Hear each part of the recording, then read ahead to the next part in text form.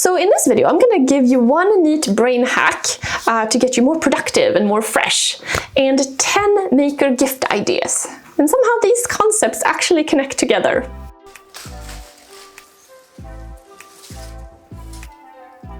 So I have a question for you. Is it a waste of time if I'm working on my woodworking skills to take a break from that and, switch gears and work on some electronics project instead?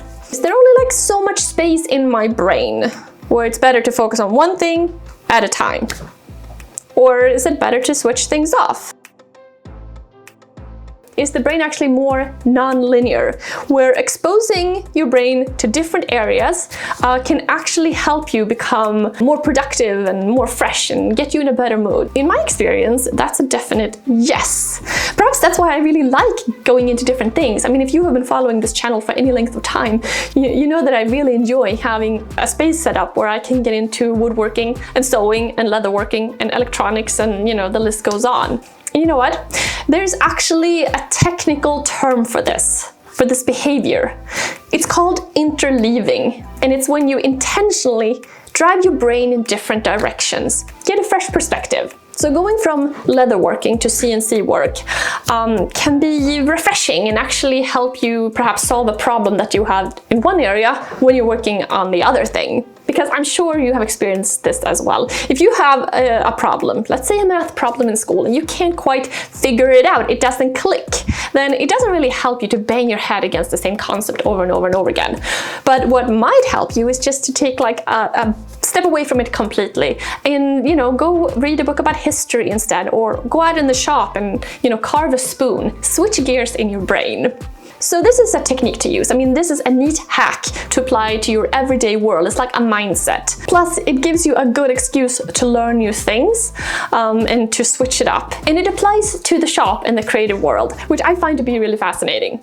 Now, if this appeals to you, then in some of the areas that I go in, they require similar products. In my workshop on my benchtop, I can go from woodworking to leatherworking to electronics to sewing to bookbinding, using a lot of the same things, and most of these things are not very expensive. So I thought perhaps it would be a good idea to gather all of my basics, all of my favorite in these areas in time for Christmas. So if you would like to add these to your wish list, or perhaps you would like to gift these to one of the makers in your life, then it would be something to consider, with the intention of making it easier to go in between different subjects and learn new things and become more productive.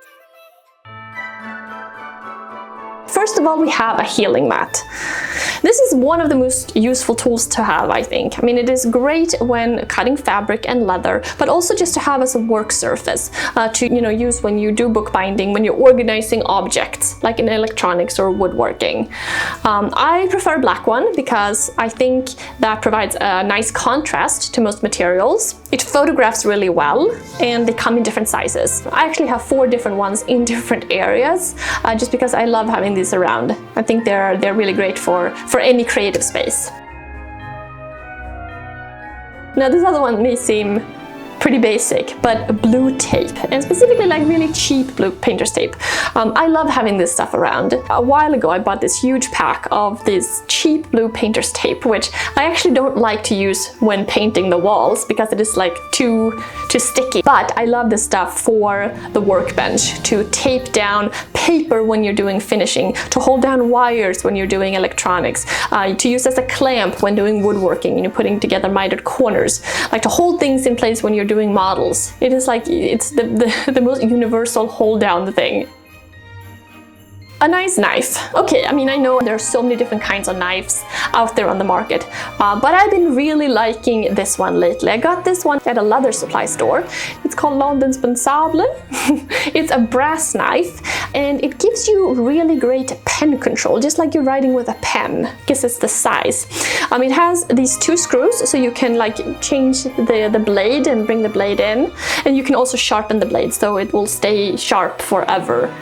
It just has a really great feel. Let's take a quick break from our maker gift idea and just go into stocking stuffers for a second, because you know what would make a great stocking stuffer? a can or two of WD-40. WD-40 offers a variety of products in their specialist line for specific uses. They are super handy to have on hand. And one of my favorites is the WD-40 Specialist Silicone. This stuff works great on vinyl windows and also on metal. So I thought I would add some to the drawer slides on my metal tool chest. Also the long straw here makes it really easy to reach those hard to reach areas. But then I noticed that the tool chest had some rust on the fronts, so I sprayed some on and started cleaning it, and it came off right away. This product waterproofs and protects against rust, so it's perfect for this use, and now my little chest here feels brand new. So definitely pick up a can or two for stocking stuffers, and I want to say a big thanks to the WD-40 company for sponsoring this video and enabling me to make videos like these to share with you guys. Now for the next tip on our list, nice measuring tools. I really like having a couple of nice metal rulers around, and these are pretty cheap. I like having them in different sizes. I have even more of them, and it's just really nice to have a variety of measuring tools. I also really love this little Starrett square. It's pretty pricey for what it is, but it has super fine control, and it's one of my favorite things. I love this little thing. Bow knife. Now, a bow knife is one of those things that you may not realize you really need in your arsenal of tools until you get one. It is so nice to have, especially when working with paper or leather, and you can get really crisp folds. Most bow knives are made out of plastic. This one is actually made out of bone, and this one has a really nice feel. Waxed thread. So years ago I was doing a lot of sewing, and I never got a hold of waxed thread until I got into leather working. But now I love waxed thread because it is so much easier to work with than other thread. I mean, it is obviously thicker, which also makes it really nice. This stuff is great for a variety of things. It's great for when you just need thread and bind things together. It's great for leather working. It's great when you want to hand sew things with a thicker thread. These come in different thicknesses and sizes and colors. They're really nice to have a couple of these threads around. Battery-powered hot glue gun. Okay, so this is a Ryobi glue gun that is powered with a battery, and it is so nice to not have to be bothered by any wires you can move around. Yeah, highly recommend this one. So this Ifixit Kit is one of my favorites. I've had this for years, and it has a lot of fine little screwdriving tips, as well as pliers. People mostly use these things for electronics, but I've found them to be so useful whenever you need to deal with small things, fit things in. It's a great kit. Everything in here has a really good feel. Brush and dustpan. Keep your workspace clean. I love having a nice brush and dustpan, no matter what it is that you're working on. Okay, a light with a big softbox. No matter what it is that you're creating, good lighting is very important. I mean, first of all, you need to be able to see what you're doing, and these days most of us are sharing what we're doing in one form or another as well. A lot of people try to solve their lighting problems in various creative ways, with fluorescent lighting and strip lighting, and it can get kind of messy. And what I have found to be the best solution by far is a continuous LED light and a large softbox mounted overhead. And by mounting it overhead, you get this really, really gorgeous soft lighting without any harsh shadows. It will make it easier for you to see what you're working on. It will photograph beautifully. If you have the option of mounting it overhead, I would highly recommend it. But if your ceilings are not that high, even one from the side works as well.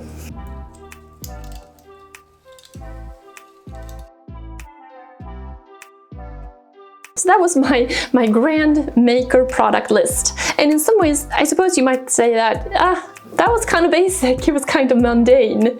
And I would say yes, that's the whole point. Nothing on that list is super fancy. And that's what's so great about making things. You don't need really, really fancy tools and things to get into create different areas. Of course, supplies are gonna vary. I mean, you'll need wood or leather or fabric. And oh yeah, if you're kind of wanting to get into sewing, then I would highly recommend getting some heavyweight canvas, maybe even some waxed canvas, because with that stuff you can make so many different things for your shop, like tool rolls and aprons and like little bags and holders. That stuff is just so practical. I love heavyweight canvas.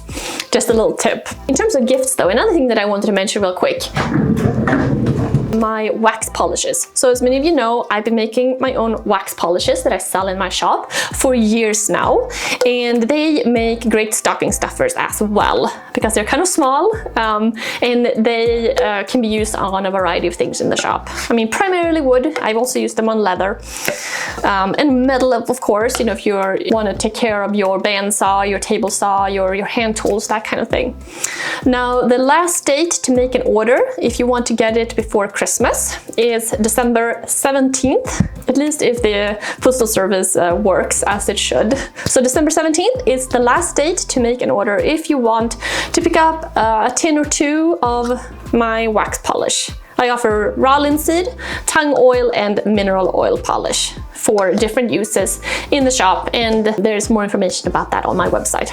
In the general, I have links to all the products that I mentioned in the description below.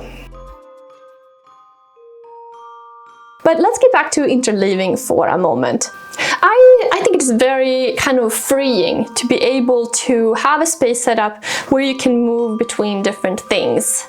And that's why I really like these products and this concept. But interleaving is, you know, a concept that can be applied to all kinds of things. I mean, it applies to reading, for example. I, for example, really like to read different kinds of books at the same time, because I think that kind of, like, sometimes you're in the mood for one thing and sometimes you're in the mood for another. And reading, you know, a non-fiction book, like, you know, I'm reading a book about dinosaurs right now, reading that at the same time as you're reading, you know, fiction like Dostoevsky or something else, having those kind of simultaneously going is kind of nice mentally, if you know what I mean. Just as it is nice to work on different kinds of projects at the same time. And I definitely think that it improves your mood. And the interesting thing is that they have made studies about this, specifically like academically in terms of like math and language. And traditional learning is like blocked learning. And that's when you are studying something for, you know, a blocked period of time, and you focus on that until you kind of master that, and then you move on to something else. And this technique is when you know, intentionally switch between different things much more, like switch in your brain. And in these studies, this interleaving technique is very beneficial and helps in learning a lot more. Something about our brains being more elastic and actually being able to gain that information better if you kind of stretch it a little bit. So I hope you found that that little tip, that little technique interesting.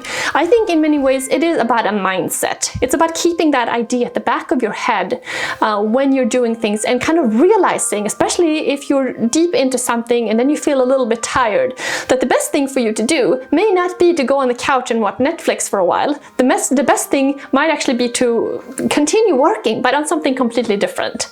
And that way you actually kind of become more productive, and you kind of, you know, get more use out of your time. So I find that kind of fascinating, and I just wanted to share that with you guys, just in case there are other people out there who can kind of, you know, find inspiration in that as well, and also apply it in the Christmas season, because after all, this is a good time to put things on your wish list that can help your life, that can make you more productive and better in your area, or, you know, do that to other people around you as well. If you have someone in your life that you think could benefit from this, then yeah, that's a good idea.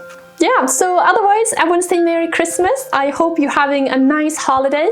I have a couple more videos coming out related to the season, so I hope you'll enjoy those as well. And thank you so much for being there. Thanks for watching, and I'll see you soon. Bye.